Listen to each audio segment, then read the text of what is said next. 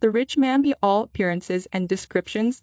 The rich man was an educated, well-dressed, well-groomed and well-mannered person who gave food to the poor, fed the stray dogs, had a merry heart and cheerful disposition, and loved his family. We know that God blessed him because he received good and just. 1:17 says, every good gift comes down from the Father. And notice carefully what this parable does not say. It doesn't say that he was an evil man, ever hurt anyone, stole, murdered, cursed God, did believe in God, or ever did anything bad. It says nothing negative about Lazarus, rich man by all appearances and descriptions. Lazarus was poor, diseased, probably uneducated, poorly dressed, poorly groomed, hungry, a homeless person in the streets. He was obviously not blessed of God. According to TBN, this man just didn't have faith to be healed, and wasn't blessed because he didn't obey God. He was very thankful. He never did say, oh, by the way, Mr. Rich Man, thank you for all the food you always gave me. Did he? It doesn't say Lazarus was good, kind, faithful, righteous, or loved God. In fact, it really doesn't say one single positive anything about him whatsoever, so we are to take this parable literally as an historical fact. Okay then, what does it literally say? Not what we might think it means, but what it actually says.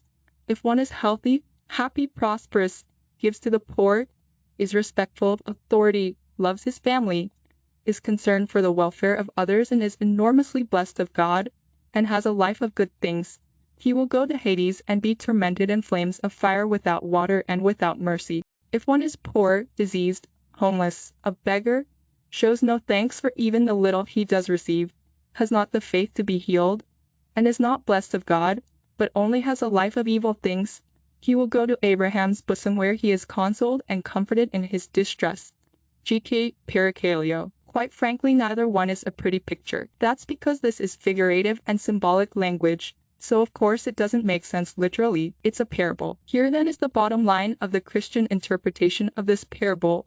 Live a life of good things now, blessed of God, and you'll burn in the flames of hell forever. Live a life of evil things now, cursed of God, and you'll live forever in heaven. Doesn't make much sense when we look at it literally, does it? You know, if this parable is literal, Abraham is on the wrong side. Abraham possessed many more of the qualities of the rich man than he did of Lazarus. Not actually, but if we take this parable literally, Abraham was very rich, loved his family, was concerned for the welfare of others, provided for his servants, was respectful of authority, especially of God, was tremendously blessed of God, and had a life of many good things. According to the majority of Christendom's interpretation of this story, Abraham should be in hell. Actually, Abraham is in Hades, Sheol, as are all the fathers, and all the dead, ungodly people are there as well. They don't know it, however. It's very quiet in Hades, no thoughts, no praise, no anything. It's imperceptible and unseen. Back to the parable. Yet now here he is being consoled, yet you are in pain.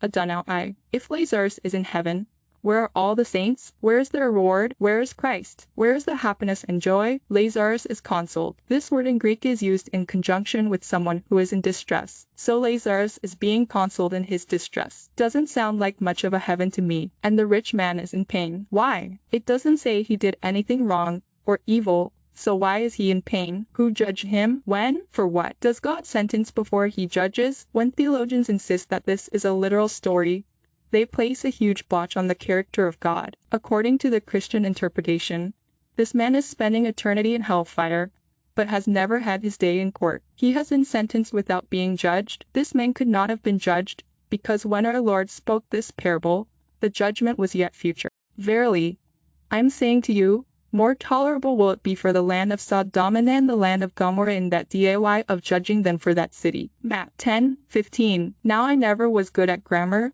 but I don't think will be as in the past tense. And again, men, 9 bites, will be rising in the judging with this generation and will be condemning it. Matt 12:41. The evil men of Sodom have not yet been judged. The righteous men of Nineveh have not yet risen or been judged. What are we to do? Get the scissors out and clip more verses from the Bible so that theologians can be at liberty to turn a parable into an historical event. Besides, judging has to do with doing right or setting things right. Punishment is meted out according to the degree of the crime. Punishment is never eternal. And how does eternal torture and hellfire equate to the punishment for having good things in your life?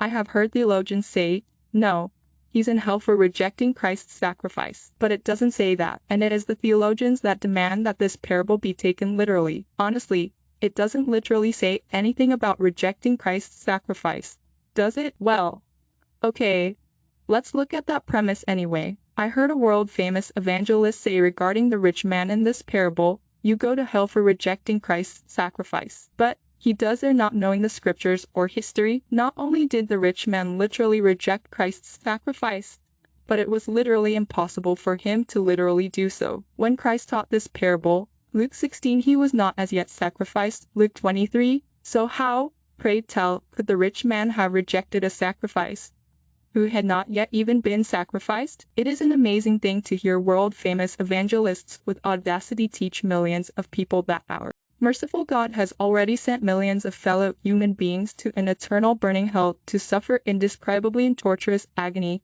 and horrifying pain without mercy, all without a hearing or trial or just judgment, and for rejecting a sacrifice who had not yet even been sacrificed, millions of gallons of water in hell.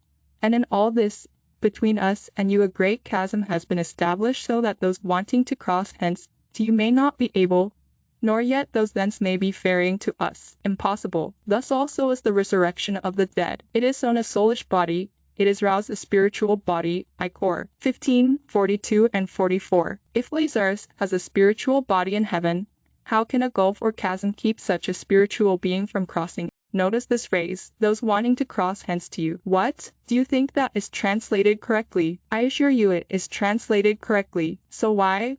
Oh, why would anyone in heaven be wanting to go to hell? Isn't it time that we concede that this is indeed a parable? The last part of verse 26 should read as follows, nor yet those thence may be ferrying to us. King James uses past twice in this verse. They are different words.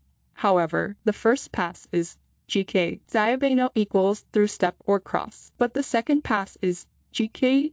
Diapara equals through other side, and is used of passage over water, hence ferrying. Here is water. Since there is water separating Lazarus from the rich man in this chasm, why doesn't the rich man just jump into the water? And the word ferrying also presupposes ferry boats. Even if the rich man can't swim, it would be better to drown than burn. Did the rich man even know who Moses was? Yet Abraham is saying to him, they have Moses and the prophets. Let them hear them. Impossible. The rich man recognized Abraham on sight, even called him father. How could someone who knows Abraham hear Moses? Moses didn't live until hundreds of years after Abraham. How could the rich man's brothers hear Moses? Moses didn't live until far into their future. You see, these are just some of the dozens of problems and contradictions we face when someone insists that this parable be taken literally. And where in Moses and the prophets does it warn that if one is rich and blessed of God, that when he dies he will go to some eternal hellhole of fire and torture, or that a poor man cursed of God will go to an eternal heaven of bliss? Now I have a few concordances,